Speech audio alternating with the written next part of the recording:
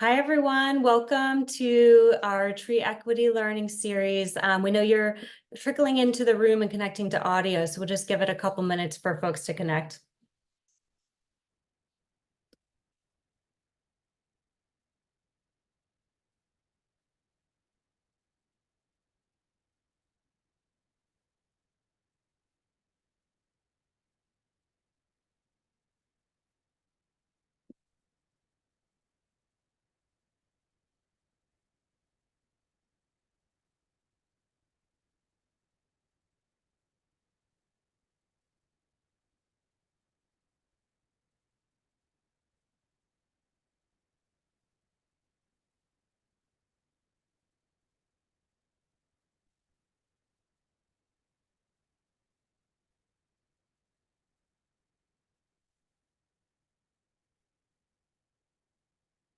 Great, thanks. Welcome, everyone coming into the room. Just one more minute so folks joining can connect to audio, and we'll get started.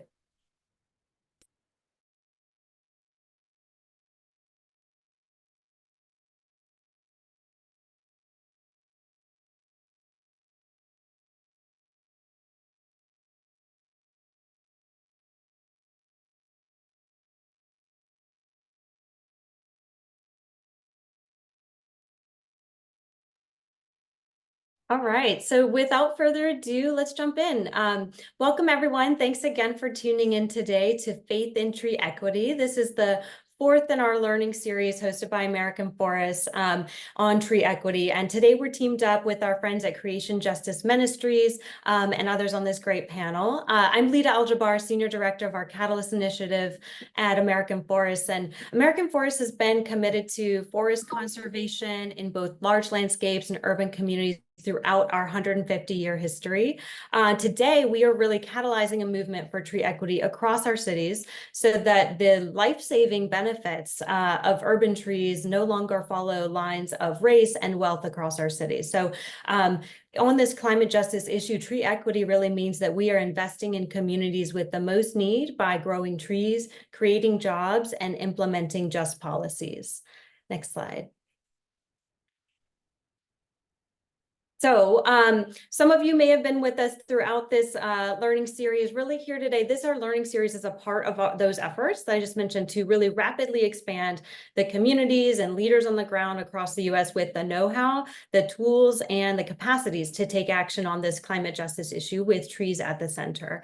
And importantly, through this series, we really want to learn more about you all. What are you thriving at? What needs do you have to take action on tree equity? How can we help expand your impact? And today you may be coming to this webinar on faith and tree equity, either maybe representing a faith congregation or just interested in building bridges in your community with faith communities. So you're in the right place. Next slide. And, through this series, just a little bit of a recap, if you haven't been with us, we have, gone through several topics, introducing first the powerful and free to use tree equity score tool available nationwide, and how that tool alongside community-centered engagement can really drive equitable planning, planting, and decision-making. We last month dove into the economic equity imperative of building diverse and supported workforce in urban forestry. Today, here we are on Earth Month and during Faith and Climate Action Week, and we are really building on all of this knowledge to bring to light the huge opportunities for our diverse faith communities taking action on tree equity. So through our Catalyst Initiative, American Forest is supporting faith-based organizations and congregations and communities across the nation in this effort. To us at American Forest, investing in faith-based communities is really a no-brainer, because we know just how much leadership amongst faith-based organizations, amongst many of you, have already been taking on social and environmental justice. Next slide. We know that faith organizations are trusted community anchors. You really bring the community together. Next slide. We know that faith organizations are often the first on the scene to respond to a natural disaster or crisis, and often are filling in the gaps of social services where they're not met already, such as food insecurity, refugee resettlement, other social needs. Next slide. And we know that you are community builders, both figuratively and literally. So community builders, and just how Bethel AME Church out of San Diego and countless others are building affordable housing for those who need it most within your communities across the country. So let's jump in with that in mind. Next slide. Great. Awesome. So today on our panel, we have a really rock star panel across this spectrum in this domain at this intersection of faith and urban forestry. We're joined here by Avery Davis Lamb and Karen Bigelow of Creation Justice Ministries, and they'll hone in a minute on that connection between faith, theology, and urban forestry. We're joined by Reverend Caleb Cray Haynes out of Nashville, Tennessee, and he's going to share a bit about an impactful program based in Nashville. And Julia Twitchell, my colleague, will then take us back into the Tree Equity Score tool to highlight how you all can get started today on the themes that we're going to share. So lastly, we then want to hear from you. So we're going to have a Q&A at the end, and we want to take all your questions and dialogue with this great panel. Just logistical note here, for you to submit a question, you can submit that at any time during this webinar. Just find that Q&A button at the bottom of your screen to submit your question, and we'll take it at the end. So with that, I'll just go ahead and turn us over to Avery. I think Karen's going to get us started, actually. Go ahead, Karen. Thanks. Hi, everyone. Thank you so much for joining us today. I, along with Avery Davis Lamb, are the co-executive directors at Creation Justice Ministries, where we educate, equip, and mobilize Christian individuals, churches, and denominations and communions to protect, restore, and rightly share God's creation. We come today in full humility to be able to do this work and to share. We have a history of over 40 years now of being in this work, not only across as an ecumenical organization, but also as a Christian ecumenical organization, but also in partnership with organizations all across the faith lens. And so we come here knowing that we're not the only organization or faith community that is doing this work, but instead we're doing this in partnership with so many other organizations and faith traditions that have this theological response and call towards planting trees. And so we are so grateful to be here, to be one of many organizations that are talking about this work right now and being able to educate the masses around the importance of connection around faith communities, being a part of this conversation as we do resilience planning and just practicing hospitality in our communities when it comes to this work. Anything you want to add, Avery? No, that was great. Okay. Thanks, Karen. Thanks. I'm going to dive us in, if we'll go to the next slide, a little bit of a bite-sized Bible study, if you'll come along with me. Do a little bit of treeology here together. So this is the kind of approach that we take with our communities of, recognizing that, yes, this is rooted in all of the reasons that Lita shared with us as to why faith communities are important. And also it's important to us because it's present in our sacred text, both in the sacred text that Karen and I share from the Bible, but also in so many sacred texts of our siblings from other faith traditions. All of them have something meaningful to say about the importance of trees. So for our little bite-sized Bible study today, I want to share first that the Bible, the Christian Bible that I read, is bookended with trees, right? In the book of Genesis, from the Hebrew Bible that we share with our Abrahamic siblings, the tree of life is present in the Garden of Eden. And then at the very end, in the book of Revelation, the tree of life is present next to the throne of God, next to the water that is flowing forth from that throne. So I want to dig in a little bit to that image that is given to us in the book of Revelation. And don't get scared. I know often when we think of Revelation, we think of apocalypse and end times. But actually, what's happening in the book of Revelation is a depiction, sort of this coded language that is describing the industrial society of the Roman Empire, and then offering an alternative that is God's alternative of a new city, a city that is driven by justice and by connection with each other, and yes, by connection with the land. So in Genesis 22, we read, "Then the angel showed me the river of the water of life, bright as crystal, flowing from the throne of God and of the Lamb through the middle of the street of the city. On either side of the river is the tree of life with its 12 kinds of fruit, producing its fruit each month, and the leaves of the tree are for the healing of the nations." So right here, in this description of what God's restoration looks like, this depiction of in Revelation of what it would look like if we actually treated where we are as if it were heaven and worked for its restoration. At the center of that is a tree. It's also a city. So I think that what we're looking at here is that God's vision of redemption and restoration is actually a work of urban tree equity. That it's, yes, it's not a wilderness out there somewhere. It's not a recreation of Eden that's in the middle of the countryside, but actually it's a flourishing city where people and trees are intertwined. And also that the leaves of the tree are for the healing of the nations, right? A recognition here that what is good for the tree is also good for the people. And that's something that we see throughout the prophets, throughout the rest of the scripture. So I was reading on American Forest's website earlier today, and you had a great phrase about how trees are critical infrastructure. And I think in this too, in this story and in many others from our sacred text, we read to trees are critical infrastructure. Trees are also spiritual infrastructure. They support our bodies and our spirits. And that's part of why we do this work. So I'll pass it over to Karen.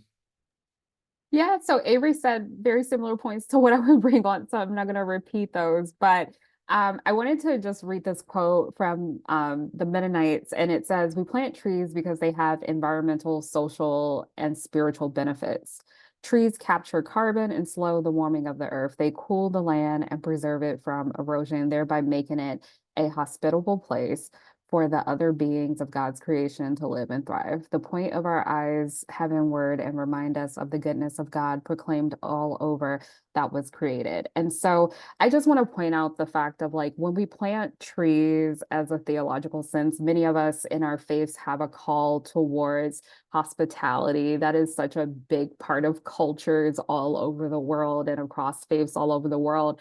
And so I see tree planting in addition to what Avery said, as like hospitality for us, a place where we are making home for non-human creatures, but also making home and welcoming spaces for our neighbors, either in our town or across. And so making spaces that are cooler for them, making spaces that have cleaner air. And so just to highlight that part of the reason why we do this work is for the environmental, social, and spiritual benefits, not only for us as humans, but also for our non-human kin that we have. And I'll turn it over to Avery to talk about the next portion of our presentation. Thanks, Karen. Yeah, and if we could get that slide back up. We're going to talk a little bit now about what authentic engagement looks like with faith communities. I know a lot of the, some folks here are coming from faith communities and some folks are coming from outside of faith communities, maybe municipalities or other nonprofits, other groups doing really excellent work, coming here with curiosity about what it looks like to partner with faith communities in tree equity. So we don't have enough time to be exhaustive here, but we hope this is just a little bit of time to dip our toes a little bit into what authentic engagement looks like, and for us to share from our experience about what works well. So the first one is to move at the speed of trust.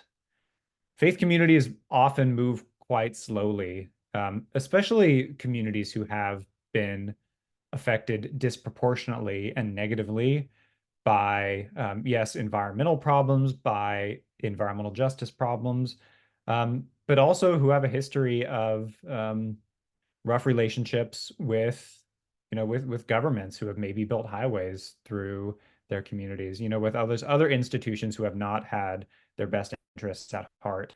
And so they have a reason to move slowly and need to really build trust. So just know that when you go in, that it's going to take time to really build the kind of trust that is needed to do meaningful tree equity work. it's, it's not going to work really to just drop in and then plant trees, that it really has to be rooted in the community, listening to their needs and their desires, and then moving forward at a pace that they feel comfortable with. And that pace is going to differ from community to community. And so just be ready for that. Yeah, another point that we wanted to highlight is to collaborate with trusted local partners. This is something that we found even in our practice as we go to communities that we may not have as much of a footprint around, is to go to those who they're already working with. And so part of the trust building is to actually go through those who have done the work of being able to build community, a long-lasting relationship with communities, ones that are transformative relationships and not transactional. And so, um, and also it may, in a faith context, there may be denominations, for examples, that churches belong to. And so sometimes the trust may come from a regional pastor or even a higher up level. And so part of working with faith communities is that you kind of need to know what is the organizational structure that they're in, because there's some churches, for example, who you can go immediately to them and they can make decisions and build trust a lot faster. There's some where you may need to go through people above them within their denominations to build that. But there's also, if you're working with or trying to do tree planting, for example, you may also go to an organization like the local IPL, Interfaith Power and Light organization, or others who have relationships within the community. Or even if there's other organizations that maybe aren't working with trees, but maybe they are just people who partner in the community, whether it's food banks or other places that are very much safe and to be able to build trust. And so that's very important to the work, is to know who is, when possible, partner with those who are already a trusted partner within that community. Yeah, yeah, so important. Related to that is connecting with what the community already cares about. So grounding the work in the rituals and rhythms of the community. What is this particular community valuing? Maybe they're really involved in affordable housing. Make the connection between tree equity and affordable housing. Maybe they're really involved in stream restoration and what we sometimes call watershed discipleship. Well, make the connection between tree equity and care for our watershed. The thing that we have going for us is that it's pretty easy to make the connection between tree equity and a lot of things that a community cares about. Um, we find that to be a lot more effective than trying to add one more thing to the plate of what are often really busy, sometimes tired, sometimes overwhelmed communities. If they feel like this integrates with the mission that they're already bought into, then it's going to be a lot more powerful for them.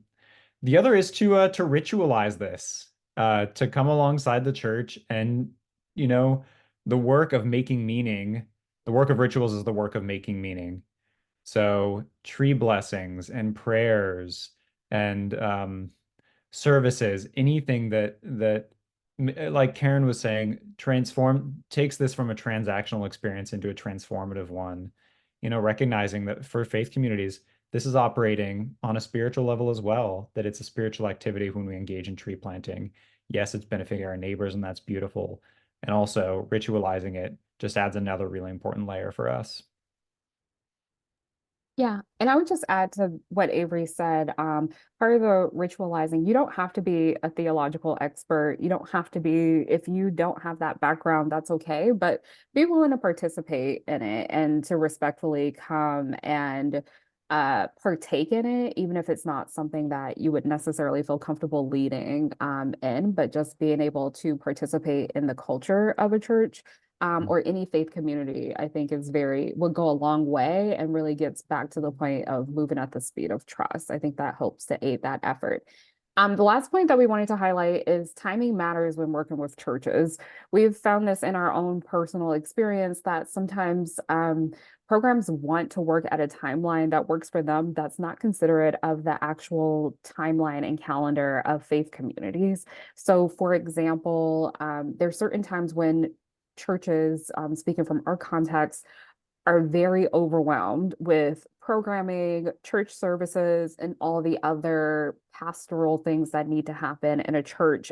Two of those seasons where it happens is Advent, which is in December, and then also Lent, which fluctuates, but anywhere from February to April, depending upon where the dates fall. And so during those times, especially around Holy Week, which again would fall somewhere in March and April, those are very busy times. And so asking people to submit applications, asking people to do another event during a very busy time is probably not likely to happen, if I'm being honest. And so being able to just make sure that any projects that we do are given into consideration of major holidays, and the same would be true across other faith communities, because many faiths have seasons, not just days, but seasons of sacraments, seasons of practice. And so being aware of that when working with faith communities and having a flexibility that allows for them to be able to still participate in their faith while also not being overburdened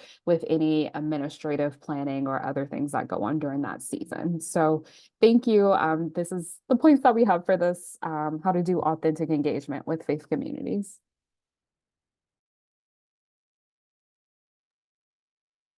Wonderful. Thank you both so much for that really grounded perspective, rooted in your faith, and those kind of helpful tips for folks who are looking to build more bridges and transformative relationships.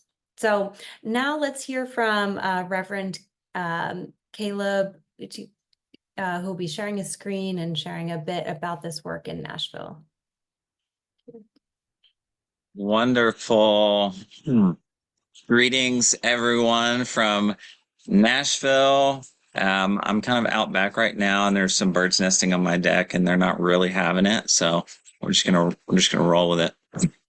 So, yeah, I'm gonna share a few photos with you guys and share a little bit of my story in the 10 minutes that I've got here. But again, I'm Reverend Caleb Craig Haynes. I am part of the Church of the Nazarene. I actually direct Nazarenes for Creation Care for our denomination. And I host the Eco Christian podcast, so shameless plug. You can find us on there. But today I'm really excited because I'm actually here to talk about the local church that my wife and I planted in 2009. That's still going today, and our tree planting work. So we're planting churches and trees.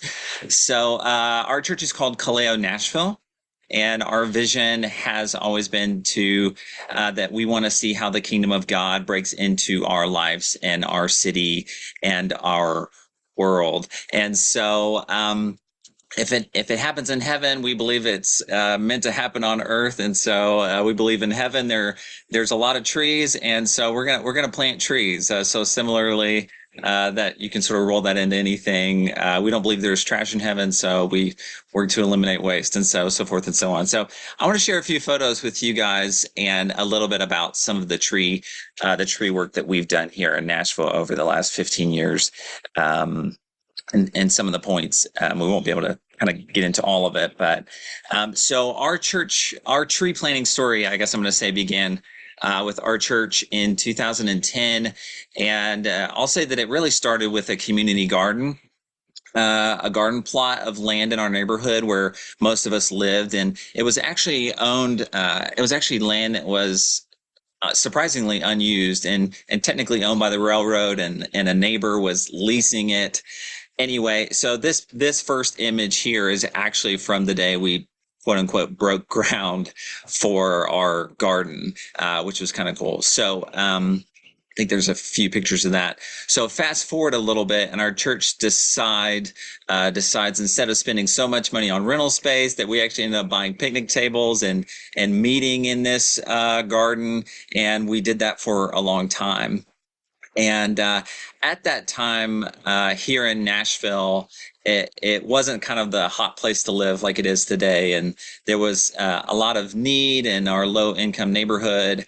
And the garden sort of served the need for produce, of course, but more than that, community. We talked about that we grew food and we grew community.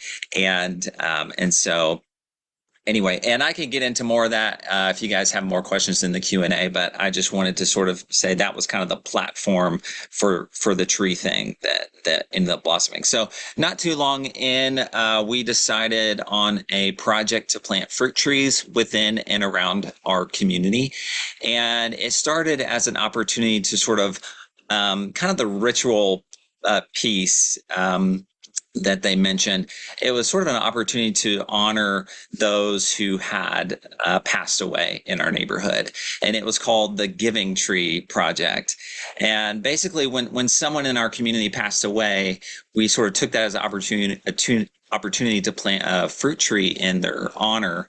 And so what we do a brief ceremony where we say a few words and we tell stories, and then we plant this tree, and we put up these plaques, and I think I've got a picture of maybe a couple on here. We put up these plaques that sort of say the person's name. So this is actually, I think, the first tree we planted. It was a pear tree, and this tree today is just huge and has so much fruit on it. It's so cool to see. There's a few photos. That first one. Okay, so here's kind of an example. This was actually a really young man who lived in our neighborhood, and he sort of died tragically, and we did a ceremony and a planting in his honor, and we would do that. And we used to give the family like a copy of the Giving Tree, which was this, I'm sure you've heard of it. It's this old kid's book by Shel Silverstein, but we eventually stopped doing that because it's just kind of a really sad book. If you ever read it, I don't know how we got into it. And really ironically, I just wanted to show you guys, this book was given to me today just by happenstance. It's called The Seeking Tree. It's really cool.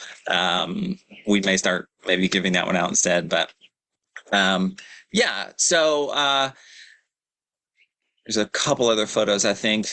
So this first one that we planted was for Miss Ann Foudre, who used to live in the very garden space our community garden is in.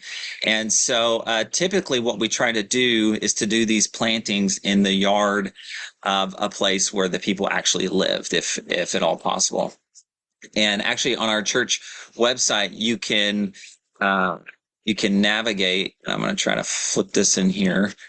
To our church website, and I have to give huge kudos to my wife who actually put this together, but it's pretty cool. But you can click on this, and it's like a Google map of all the places around that we've actually planted the trees. So you can actually click on them and see who it's in memory of, what kind of fruit tree it is, and where it's planted. So it's pretty cool. And I'm not 100% sure if it's been updated in the last couple years, but it's generally there.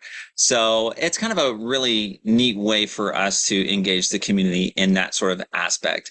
Today, due to a lot of gentrification and the impact of our garden and Giving Tree Project has kind of shifted, finding itself sort of being reinvented in a community with a lot less quote unquote needs.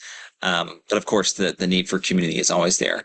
The other project I'll mention just really fast is that we're connected with on more of the equity side of the work is through the Trevecca Nazarene University Urban Farm, which is down the street from us, and they have a program called the Tree Cycle. And basically, so the urban farmer is a part of our church, and a lot of us sort of volunteer there. But long story short, they use grant money to actually pay local youth in the area to plant trees all around South Nashville. And this is coupled with a project that's like a bike shop where kids can come and learn how to repair bikes and get bikes. And the idea is hopefully actually ride bikes to plant trees. And so Tree Cycle works to fight back against food insecurity and economic factors that make it difficult for our neighbors in particular to access healthy, nutritious foods. As my friend Jason, the farmer, puts it, he says, fruit trees are like, the original drive-through foods. And so, which was kind of our original hope for the Giving Tree work, is that you can sort of walk the streets of our community and actually eat. So anyway, I'll leave that there, and I'll throw in any of these links that you guys want to see. But yeah, thank you so much. Thank you so much. It's always so fulfilling to see that play out on the ground and how it so organically came out of your community's work. Especially a cherry on top there is the DIY mapping effort, and that's so incredible to see that on a map that you all created. So great segue as well to tie in from one map to another, if you will. Julia is going to share a bit about take us back into the tree equity score tool as a helpful kind of starting point for some of you who may be thinking as well how to get started and be most impactful with your work in urban forestry. All right, thanks, Lita. Let me share my screen again here. All right, so yeah, let's talk about how you can kind of dive in head first to this work and take action. So I'm going to do a little demo on Tree Equity Score. My name is Julia. I work on the data science team in American Forest. We're a small but mighty team behind Tree Equity Score. So you're going to find this tool at treeequityscore.org. Lots of good information on the site, some videos to watch, and you can dive right in from the home page and take a look at this tool. So this is a interesting. Normally sometimes this happens, we have a little bit of a bug. So guys, let me do a quick thing over here.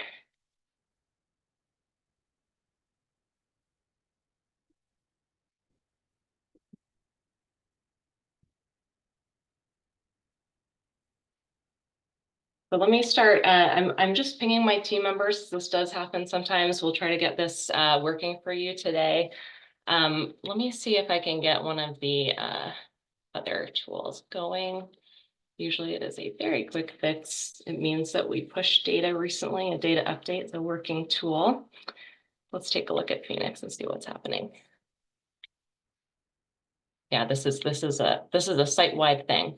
All right, well, let's get started. Let me actually pull up some slides. Let's see if I have something else here. Thanks for bearing with me, everyone.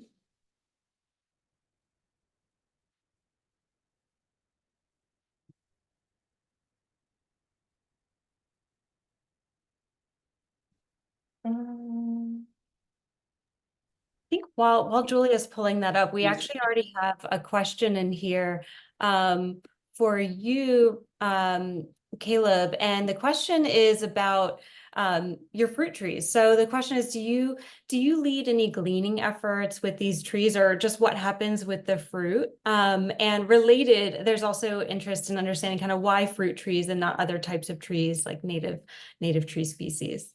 Love to learn more about that. Yeah, those are great questions. With the fruit trees in particular, it was nice because fruit trees are typically smaller, and because of our urban setting, it was harder to get, it's harder to get people to be like, hey, would you put like one of these larger native trees here? And also we were able to get the fruit trees for free through like Trevecca and these other, Urban Green Lab and these other grant funded places. And so, but also there was a big sort of edible thing that we really wanted to be able to feed the community through those. And so it's been pretty grassroots after that, though. We haven't, the main thing we tried to do is the pruning actually has to be, someone has to manage the pruning because that's kind of a skill set. But I do like the idea of like specific, sort of like adventure-led foraging. So I think that and gleaning, I think that's something to marinate on more. Yeah, that's so interesting. It seems like a potentially a lot of exciting kind of spin-offs from that sort of choice in tree planting. All right, guys, I'm gonna pull up a slide or two. I still haven't gotten the tool fixed, which is quite surprising, but I do want to give you guys a little preview because it is uh super awesome. So I will give you kind of the slide version of things. So bear with me. And Lita, I'm sure you'll drop the link in, and my teammate says he's working on it right now. So it might be up in a minute. We'll see what happens. So this is, again, treeequityscore.org. This is a nationwide tool that spans all urban areas in the US. So that includes Alaska and Hawaii urban areas. 80% of the population in the US lives in urban areas. So about 260 million people can get into this tool. It's a free tool and they can find their score for their neighborhood. So what would have happened if I had the tool up and running was we would zoom in from the national level to sort of any urban area that you were interested in taking a look at. And then you're going to get in to kind of the city level. I actually was going to show you Minneapolis. This is perfect. This slide happens to be right where we were headed. But basically what you see on the map when you get in is sort of the score broken down at the block group or neighborhood level. And you have this kind of gradient from bright greens to oranges. So this is a single measure from 0 to 100 that takes a look at tree canopy need through the lens of social health and climate priority. So what it means is basically if you have a score of 100, you're over here in like the brightest greens, you have enough trees. You're kind of meeting a standard of tree cover where people are getting the benefits of that tree cover, such as shade, cooling, air pollution removal, that kind of thing. The lower the score, the more orange you get, sort of the greater the need for investment. So a really simple visual way to start to figure out where to get started.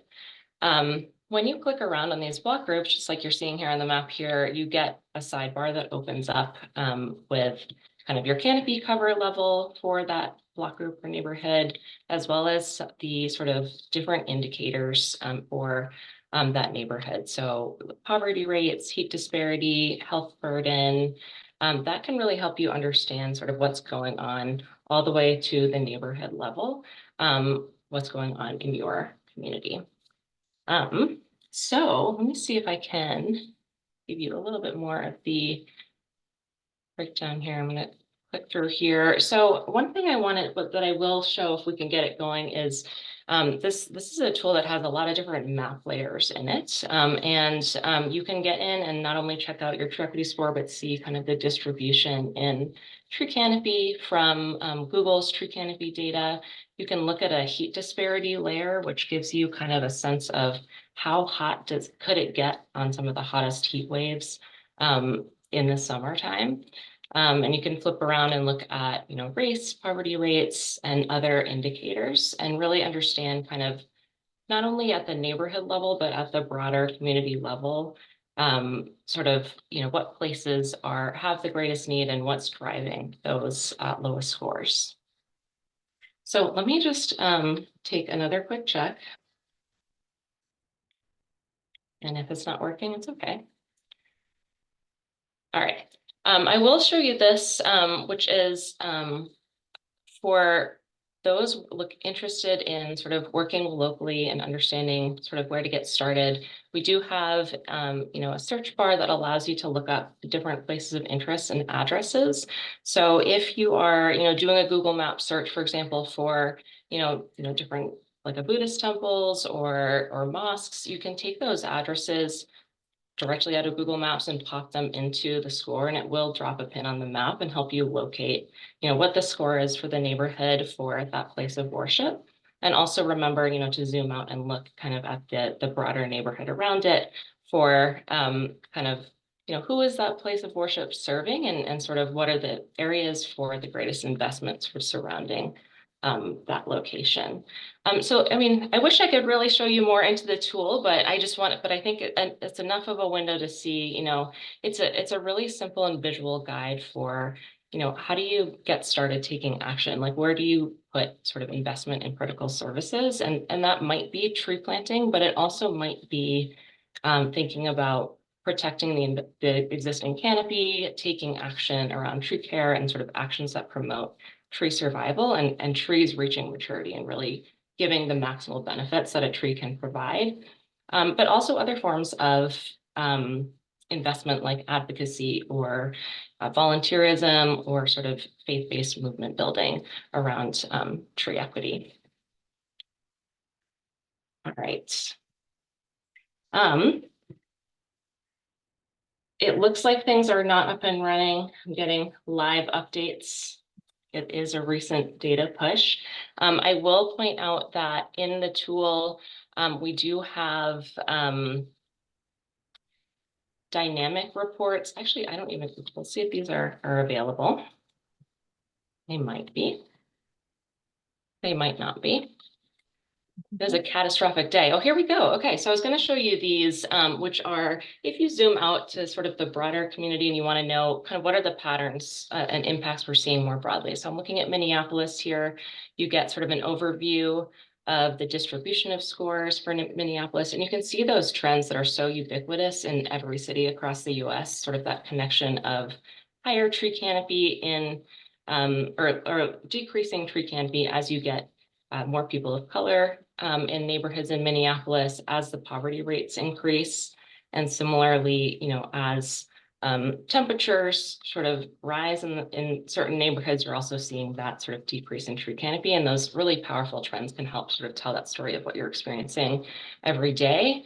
Another great tool in these location reports is this ability to kind of tell the story of what happens if we achieve tree equity together. So let's say we go all the way over to 100, you know, how many trees do we need to plant across Minneapolis to achieve tree equity?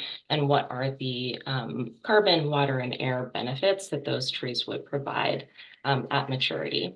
So simple tool, but a lot of kind of great insights. And I think the power really in this tool is in helping communities sort of connect their localized, unique stories at the neighborhood level, at the daily level, to really tangible data, and also to connect to like this bigger narrative that we're seeing these patterns, which are happening sort of in communities all across the country.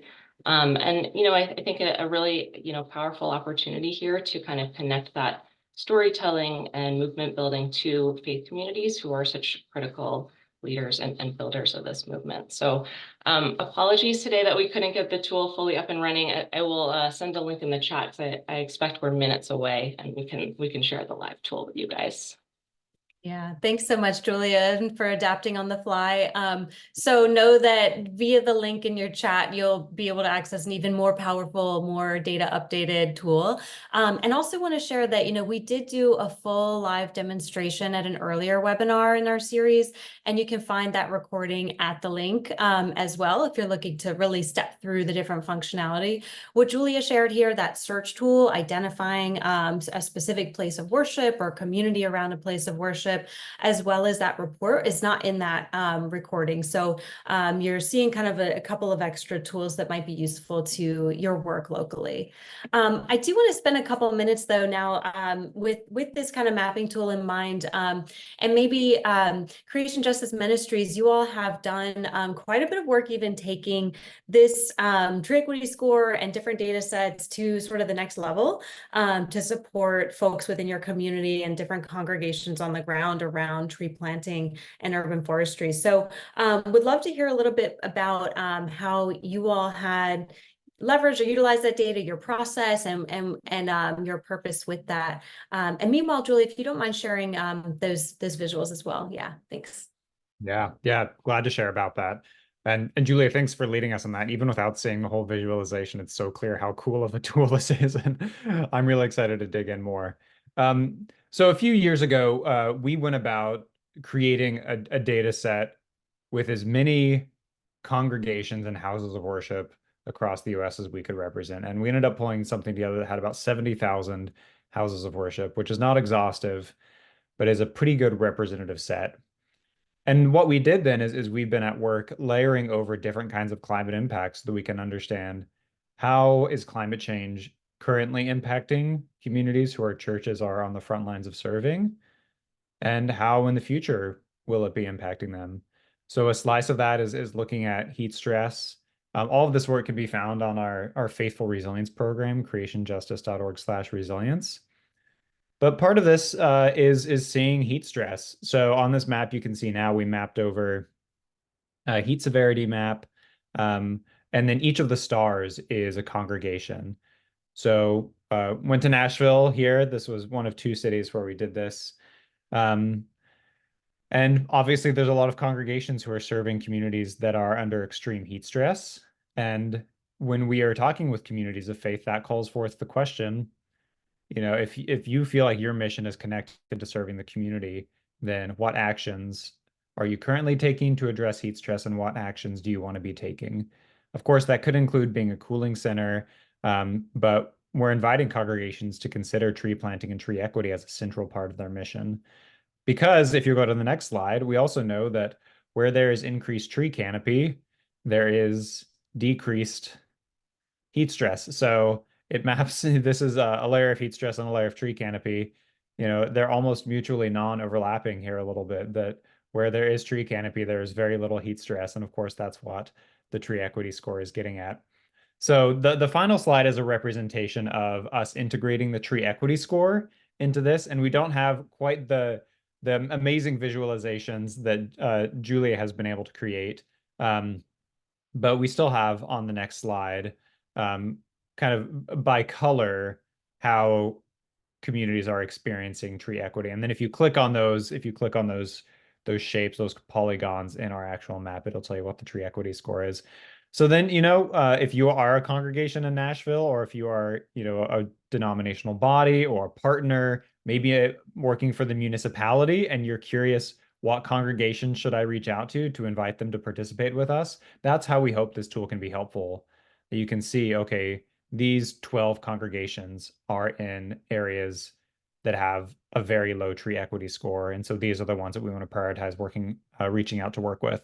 So this is not a public map currently. This is one that we've developed for use internally at Creation Justice Ministries, but it is one that is exactly for that. It's to help us share with municipalities, with our partners, with whoever is trying to do this work. Excellent. Thanks so much for sharing that. And it's always great to see this data and resource out there in the world applied in the ways that you all find best to use it, and really kind of take it to that next level. So we'll go into a Q&A now, and we're still taking questions through the Q&A feature at the bottom of the screen here.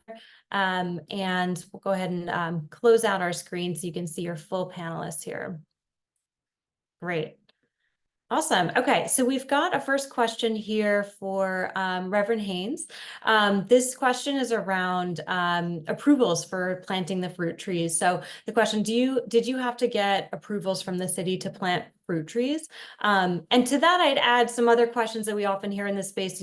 What kinds of partnerships or relationships or approvals have you found in your work around tree planting that have been critical to carrying that out? Yeah, definitely.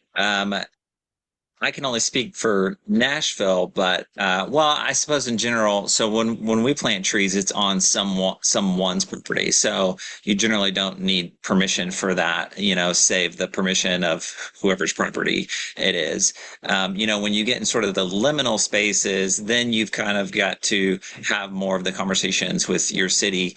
I think the good news is, in a lot of, I think increasingly more in metropolitan areas, they're actually wanting more trees. They're becoming more aware of this. This knowledge is not as foreign as it maybe used to be. And so there's even funds available for this. I know in Nashville, Root Nashville is a great partner and a great organization that has gotten quite a bit of grant money for trees. And basically, if you want a tree, you can get a tree.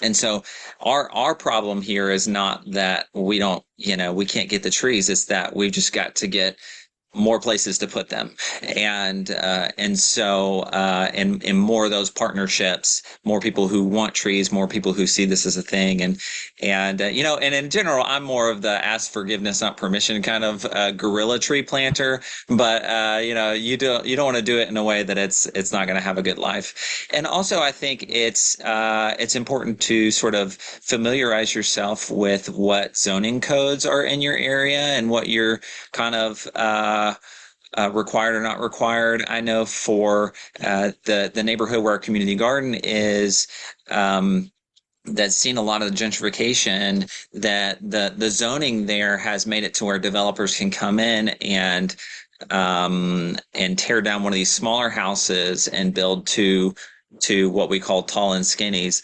But upon that development, zoning requires them to plant a minimum of 2 trees on that property when they're done. And so, kind of awareness of these little things kind of helps you to be able to sort of like create that relationship with that neighbor, offer a tree, be there for that. And it's kind of a way in.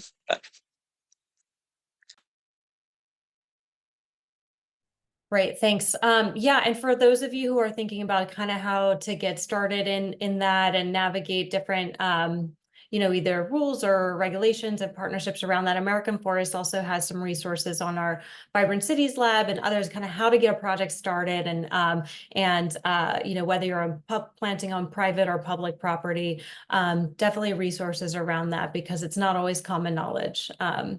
So great, thanks for sharing that. This question is for Avery and Karen at Creation Justice Ministries. Curious in your, you went into a lot of analysis around the different environmental hazards of certain congregations and houses of worship that you've been understanding. What would you say within your network, or maybe within those, is the greatest need or greatest kind of mission and purpose bringing these communities to the issue of tree equity? What do you often see bringing them to the table and really owning that as a part of their work? Yeah, I think what resonates with communities is when they see the positive impact that tree planting can have on the well-being of the people they care about. The physical well-being, of course, heat is the biggest killer, especially the biggest climate killer right now. And trees are such a clear antidote to that. And so in a lot of communities, especially a lot of faith communities, are serving elderly people who are particularly susceptible to heat stress.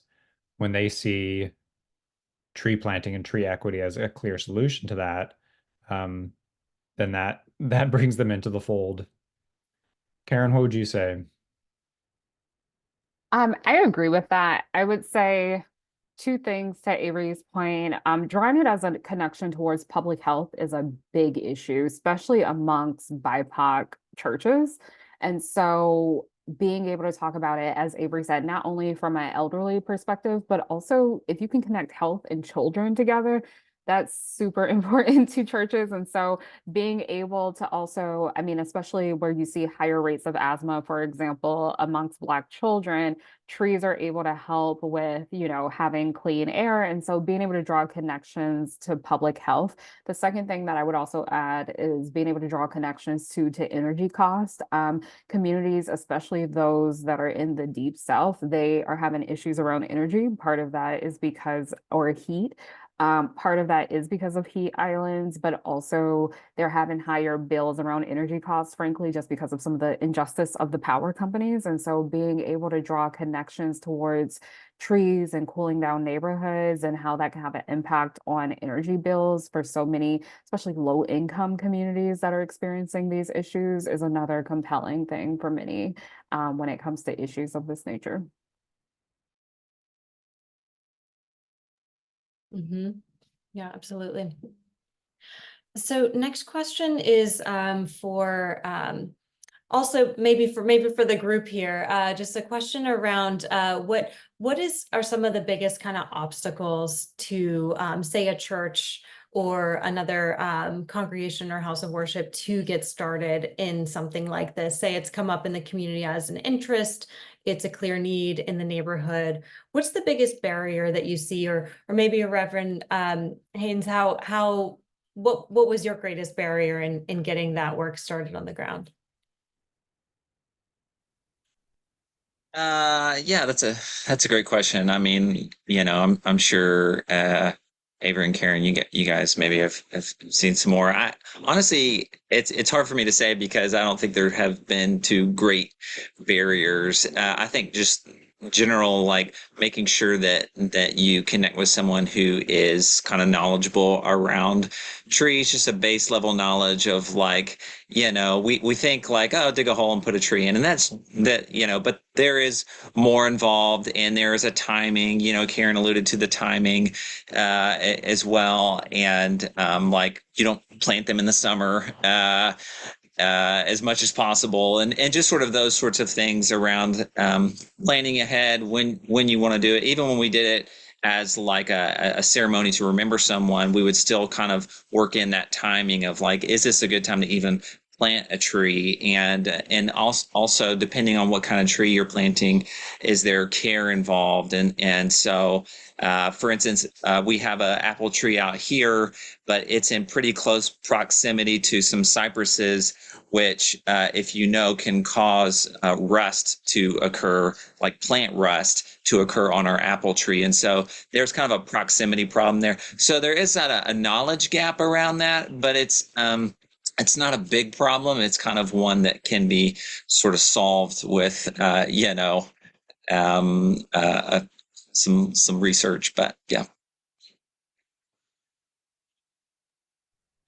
I think just one thing that I'd add to that is a problem of imagination that I think, especially for